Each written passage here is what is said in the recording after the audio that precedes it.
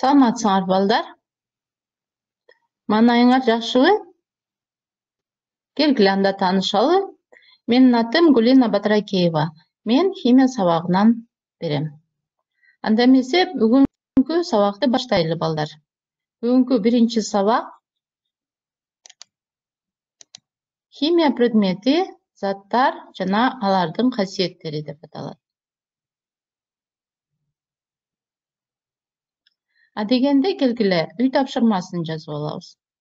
Биринчи презентацияны жакшылап окуп, дептерге конспект жазгыла.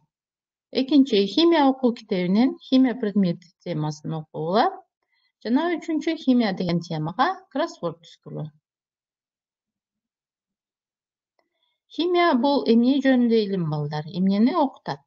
Мисалы математика сандар жөнүндө илим, кыргыз тили, орус тили, сөз, сүйлөм жөнүндө илим. Ал эми химия эмне жөнүндө илим? Химия бул табияттануу илимдеринин бири болуп саналат. Жаратылышта ар кандай көптөгөн процесстер жүрүп турат. Көпчүлүгү химиялык процесстер.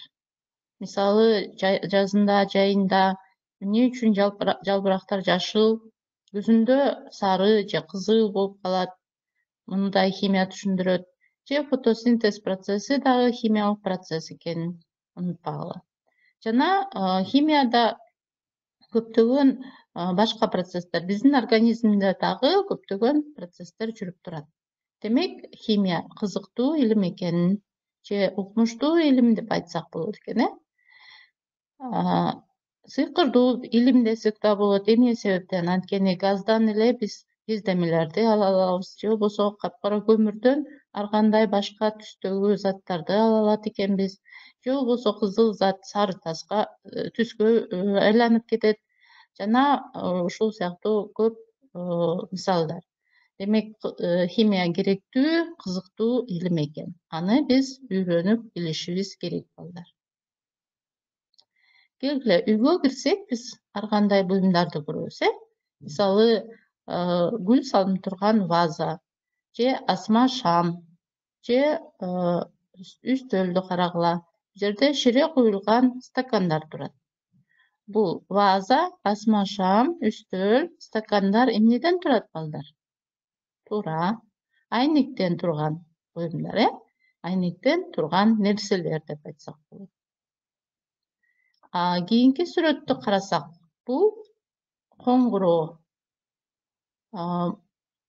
Азыр мектептерде коңгуроо кандай? Электр тогу менен, Мурда ушундай колго коңгуроо алып алып, мектепте дежурный чуркап, андан кийин сабак бүттү же сабак башталды деп турчу. Бул жерде көрүп атасыңар силер, баалуу тыйындар экен. Бул жерде биз идиштерди көрүп атабыз. Булар эмнеден жасалган балдар? Бардыгы туура металлдан. Ал эми тактап айтканда кайсы металл болуп атат? Жез деген металлдан, Демек, бул нерселер дагы жез деген заттан турат экен. Кийинки сүрөттү карасак, бул балдар оюнчуктары. Силердин өбөктөрүңөр бар болсо, ушундай желимден жасалган оюнчуктары бар, же пластмассадан. Же болбосо биз тоого чыксак, ушундай идиштерди алып алабыз. Желимден же пластмассадан турган. Бул буюмдарды дагы биз үйдө колдонобуз. Демек, бул заттардын баары, бул нерселердин баары эмнеден турат экен? Пластмасса деген заттан турат. Демек, балдар, физикалык телолор же нерселер заттардан турат экен. Ал эми зат менен нерсени кантип айырмалайбыз? Зат формага ээ болбойт экен балдар.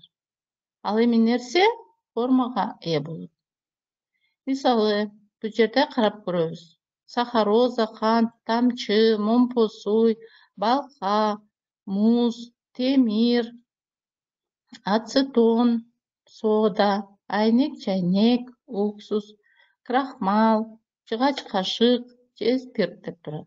Булардын кайсынысы заттар, кайсынысы нерселер болот? Кана балдар ойлонобуз.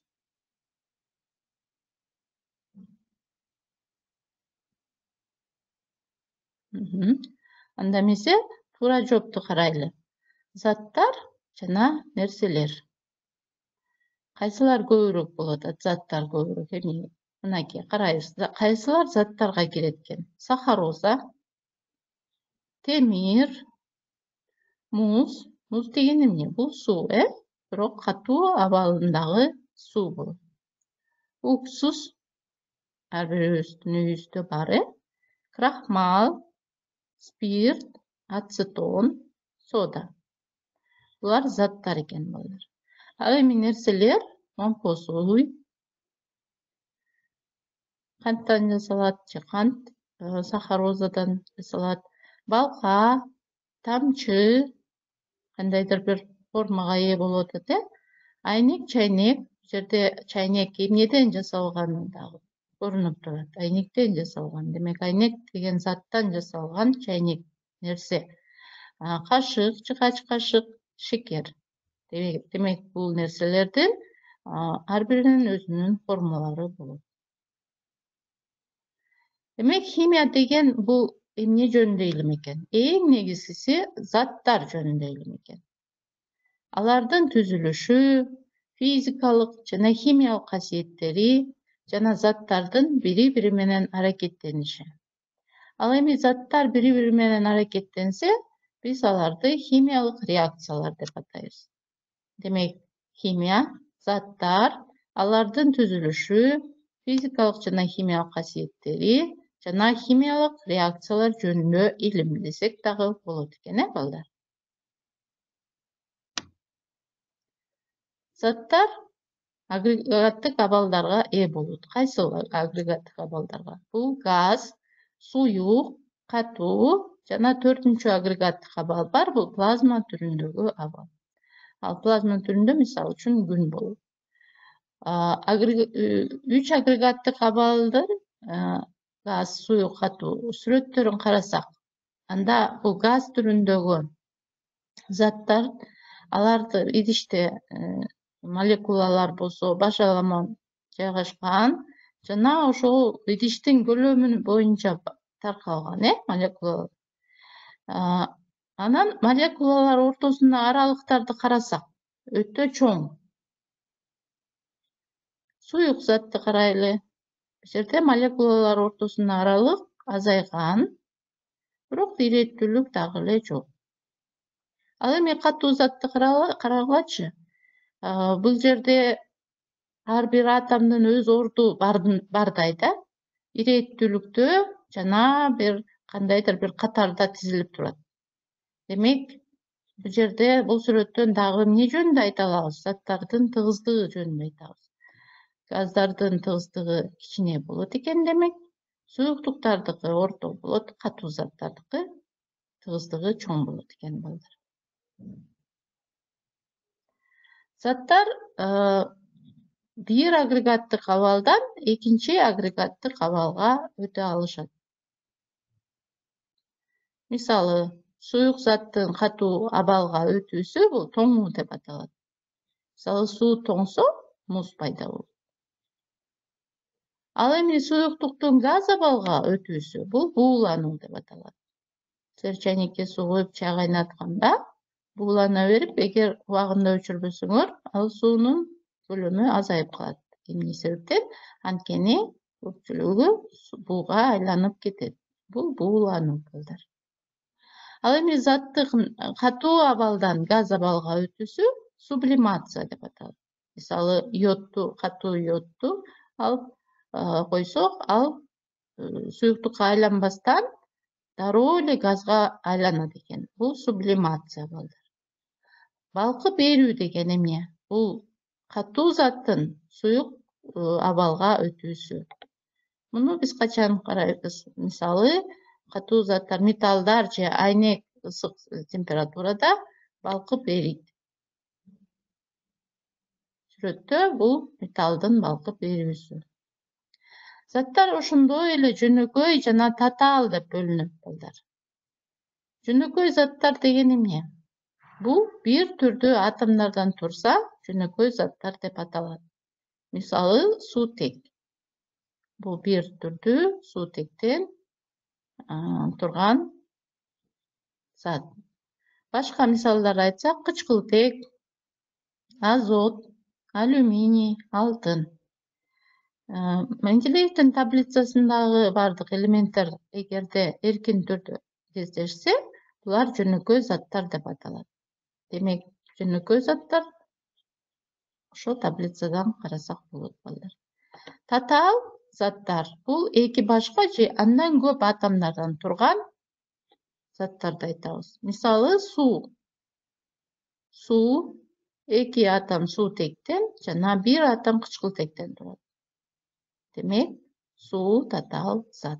Башка мисалдар, мисалы, сода, кайнатма туз, акиташ, туз кислотасы жана башкалар.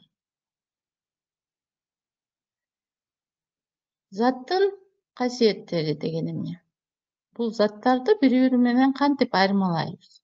Кандайдыр бир белгилер менен, ошол белгилерди биз касиеттер деп айтабыз. Заттын эки касиеттери болот. Эки түрү: физикалык жана химиялык. Физикалык касиеттерге эмнелер кирет экен? Заттын агрегаттык абалы кайсылар экен? Туура, газ, суюк жана катуу. Өңү, мисалы, жылтырайбы, жылтырабайбы, тунукпу, тунук эмеспи деген.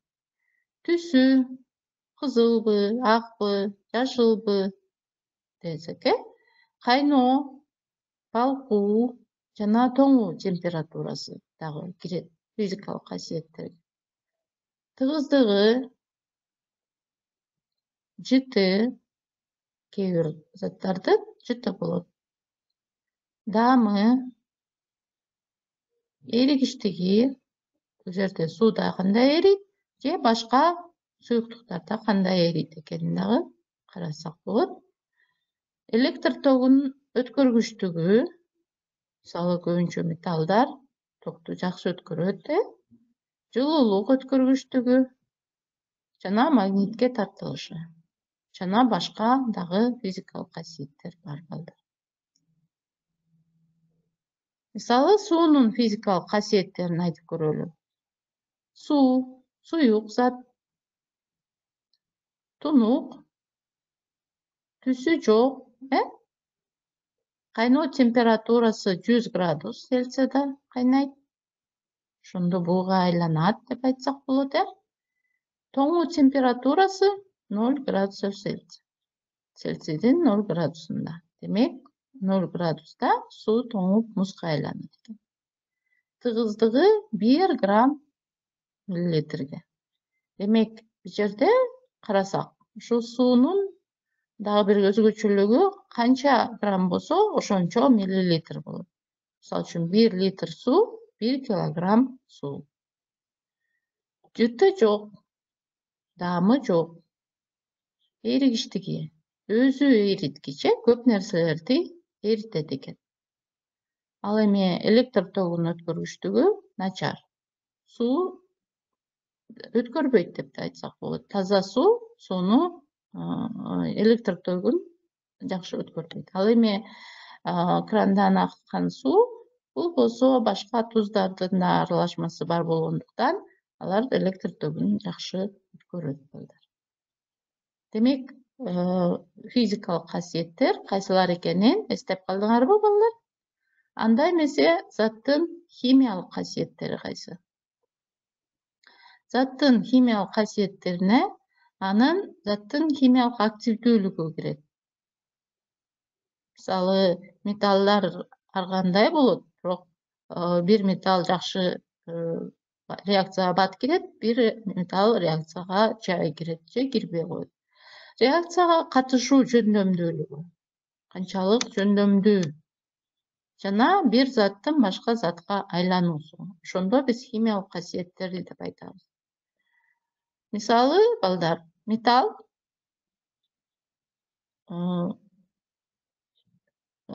шелочтуу металлдар абага чыгарса, алар дароо эле оксидтерге айланып кетет.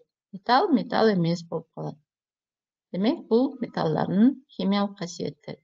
Анда эмесе балдар, химия деген эмне жөнүндө илим экен? Эң биринчи эмне жөнүндө? Бул жерде кайсы сөз? Жакшылап ойлонобуз.